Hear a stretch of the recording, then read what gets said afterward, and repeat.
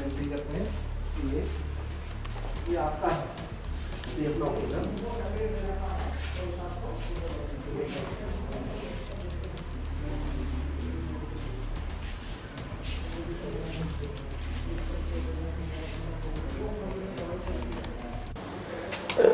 बस ये जो हॉस्पिटल बनाया गया है, कोविड हॉस्पिटल यहाँ माधवकुंज में, तो कैसे आइडिया आया था और कैसे बनाया गया इसको यहाँ? देखिए, ये जो इस समय कोरोना काल चल रहा है, ये इसका वैश्वीकरण हो चुका है और इस वैश्वीकरण के अंदर विशेष तौर से हमारे भारत देश के अंदर राष्ट्रीय स्वयंसेवक संघ ने हमेशा जब भी कभी कोई त्रासदी होती है तो उसके अंदर हमारे सेवाभावी कार्यकर्ता स्वयंसेवक अपना तन मन धन से जुट जाते हैं। तो जब इस तरह का देखा गया तो इसके अंदर जो त्रासदी से उत्पन्न जो अवसाद की स्थिति आती है, तो उस अवसाद को अगर हम लोग एक प्यार का उपचार दे दें तो निश्चित रूप से जो रोगी है वो अपना मनोबल बढ़ाते हुए वो एक अच्छे और अपने ठीक दिशा में चलना आरंभ कर दिया करता है। तो जब ये सोचा गया कि भी सब तरफ से इस समय त्रासदी की स्थिति है और लोग मारे मारे फिर रहे हैं, परेशान हो रहे हैं, तो इसलिए ये भाव मन में आया, क्योंकि राष्ट्रीय स्वयंसेवक संघ हम लोग जितने भी काम कर रहे हैं, हम लोग अपना फेस मास्क है, काढ़ा है और एम्बुलेंसेस वगैरह हैं और इससे संबंधित जो भी चीज़ें हैं जो लोगों को राहत दे सके, यानी कि राहत को आहत देने का काम राष्ट्रीय स्वयंसेवक संघ हमेशा रहा। राष्ट्रीय स्वयंसेवक संघ हमेशा इस ओर देखता सोचता है। तो ये बात दिमाग में आई थी कि भी ऐसे रोगी जो कहीं जाने आने की स्थिति में नहीं होते, बहुत दरिद्र अवस्था में होते हैं, तो ऐसे रोगियों को पूर्णतः निःशुल्क इसका इलाज देने का सोचा गया। और ऐसे हमारे केंद्र वैशाली में, गाज़ियाबाद में, नोएडा में भी चल रहे हैं।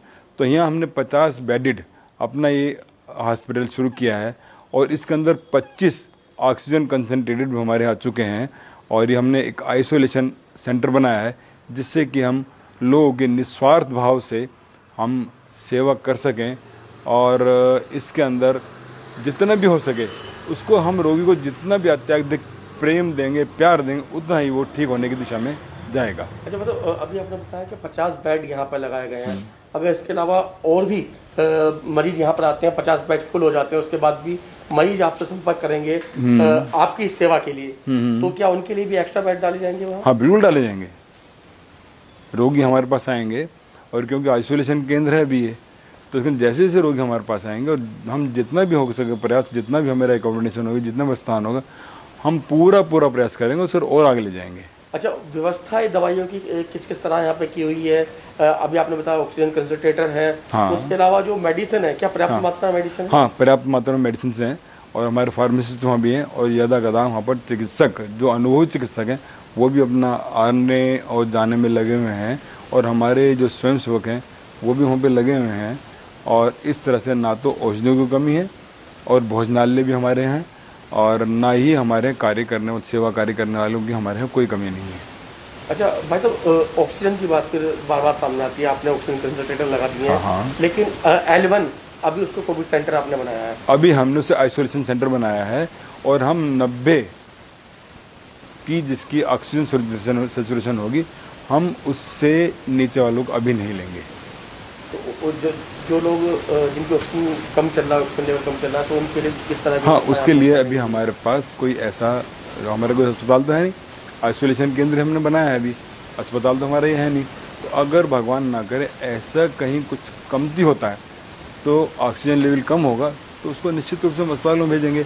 जैसे हमने महानगर में भी ऐसी एक टोली बना रखी है जो बहुत हमारे पास लोगों को फ़ोन आते हैं।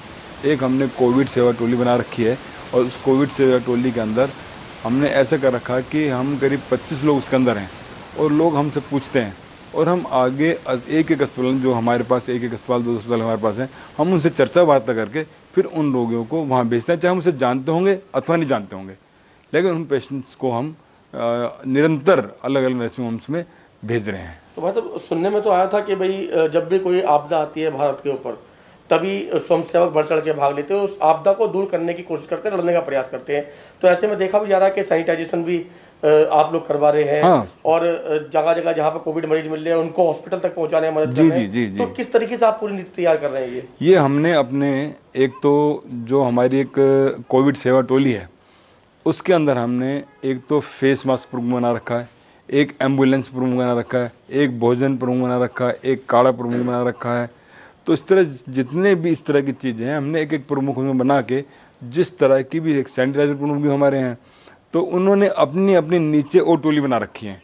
तो टोलियों के माध्यम से हम लोग ये सारे काम करते हैं, क्योंकि हमारे यहाँ विकेंद्रीकरण होता है, हम विकेंद्रीकरण करके इस काम को करते हैं, इसलिए काम और सुलभ हो जाता है, आसान हो जाता है, क्योंकि हम सब लोग जी जान से जुड़ जाते हैं। तो बिल्कुल अपनी अपनी जान की परवाह ना करते हुए आप जनता की सेवा कर रहे हैं। जी जी जी जी जी।